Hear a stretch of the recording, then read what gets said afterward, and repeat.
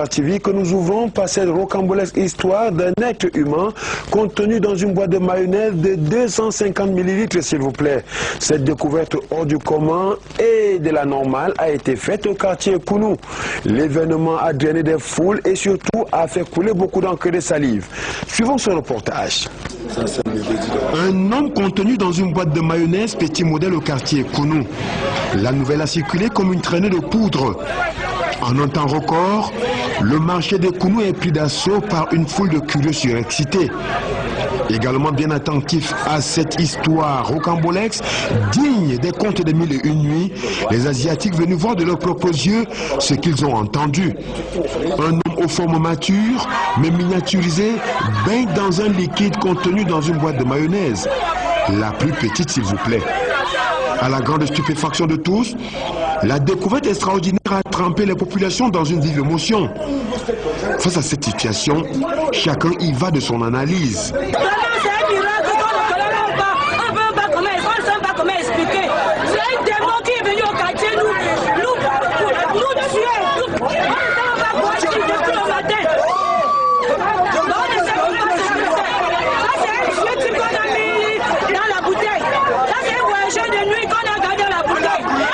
Ce matin-là, on a constaté qu'on a trouvé une bouteille à côté de la route où c'est un vieux qui est dedans, on ne connaît pas. On a trouvé une petite bouteille là. C'est un vieux. Cette femme mère de jeune fille, après avoir vu plusieurs fœtus, connaît sa taille normale. Ainsi, elle croit Dieu confère à une pratique de sorcellerie. C'est pas le fœtus. Quand je vois ça, quand il y a le fœtus, je vois le cordon coupé. Mais il n'y a pas le cordon. Moi, j'ai avorté plus de 2 fois. Et mes filles là-bas avorté. Moi, quand tu avortes quand la grossesse a 4 mois, le fœtus ne peut pas entrer dans une boîte comme ça là. Même à 3 mois, l'enfant n'a même pas encore. Quand je vois comme ça, c'est une affaire mystique. Un monsieur, on dirait un enfant qu'on a avorté, mais ça c'est un grand-père. On retrouve c'est un grand-père qui a les cheveux, les cicatrices partout. Et les noyaux. Hein?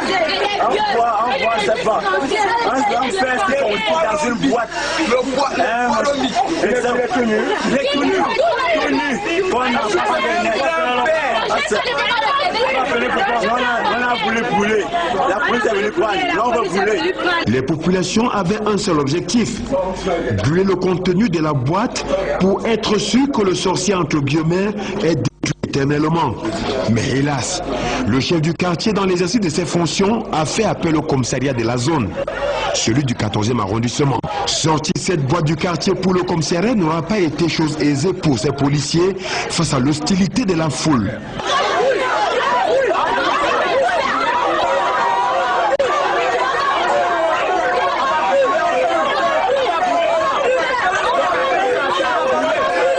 Même déjà au commissariat, la foule menace d'escalader la barrière malgré la fermeté des policiers à garder ces curieux hors du commissariat.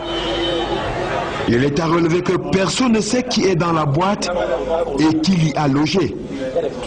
Tout de même, le chef du quartier explique les circonstances dans lesquelles il aura été informé. Je suis Sa Majesté Ndouane Bidachon, 3e degré comme de l'or. Il était 10h, moi je me suis apprêté, je suis allé à mon boulot. Et vers 10h du matin, j'étais à mon lieu de service. Je reçois un coup de fil. C'est ma petite soeur qui m'appelait en me disant qu'il y a un événement ici au quartier. Je lui demande quel événement. Elle me dit qu'il y a un être humain, une personne dans un flacon de mayonnaise. Je dis mais cela veut dire quoi? J'étais donc obligé d'abandonner le service et arriver sur les lieux. Je constate que c'est réellement ce qu'elle venait de me dire. En bon traditionnaliste, il tente d'analyser ce phénomène. De mon côté, moi je suis un chef traditionnel. Je vois de quoi il s'agit. Ça c'est les jeux de nuit qui ont dépassé la qualité qu'on dit que le fer dépasse l'autre. Et on lui a bloqué dans la bouteille. En tout cas, une enquête a été ouverte. La boîte, quant à elle, est restée au commissariat avec son contenu mystérieux. pendant que les commentaires vont bon train dans nos villes et villages. Après 1001 commentaires sur la suite réservée à cette boîte de mayonnaise contenant un fœtus pour les uns et un adulte circoncis pour les autres, le journal des faits divers est allé à la source et a rencontré M. Zimabaye qui a inhumé cette boîte pour le compte de la mairie de Yaoundé 4e. C'était bien évidemment au cimetière de Soa, le cimetière municipal. Suivons tout simplement. La mairie a joué son rôle. La mairie a été saisie par une réquisition du commandant de brigade de gendarmerie de Nkomo, demandant à la mairie de récupérer la boîte et de l'inhumer. C'est sur ce nous sommes intervenus.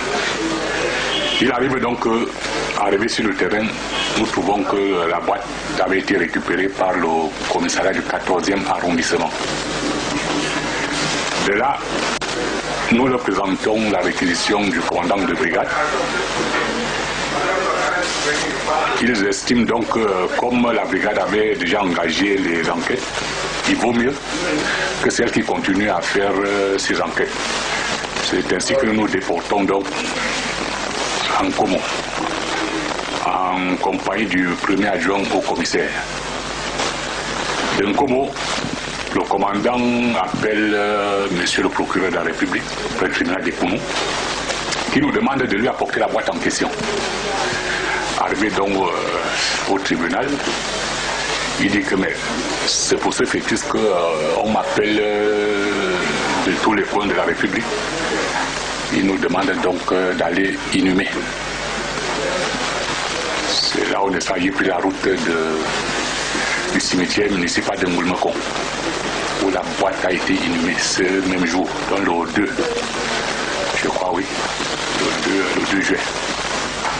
Ça, c'est ce que je connais de cette fameuse boîte. La boîte n'a jamais été détruite. C'est moi qui l'ai inhumée personnellement. L'effrayé, je ne crois pas, parce que je suis dans l'exercice de mes fonctions. En tant que tel, je n'ai fait que mon devoir. Celui n'est ça d'inhumer la boîte en question.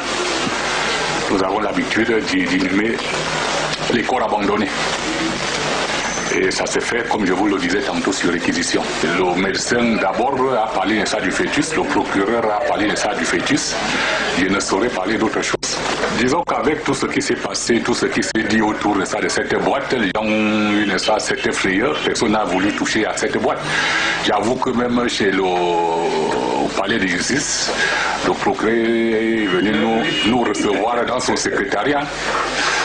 Oui, bon, moi j'ai balancé la boîte comme ça, il a vu, il a estimé que c'était un fœtus.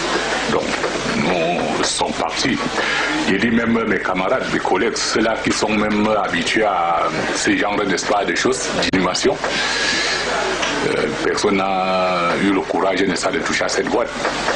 Je crois que cela est peut-être dû à tout ce qu'on a raconté autour. Étant responsable, je ne pouvais pas abandonner la boîte et partir. Je devais la laisser où? Et le cimetière de Ngoulmeko, il est situé où? Le cimetière de Ngoulmeko, c'est sur la rue de Soa, un peu avant l'entrée de Nkoulfoulou, mais du côté opposé.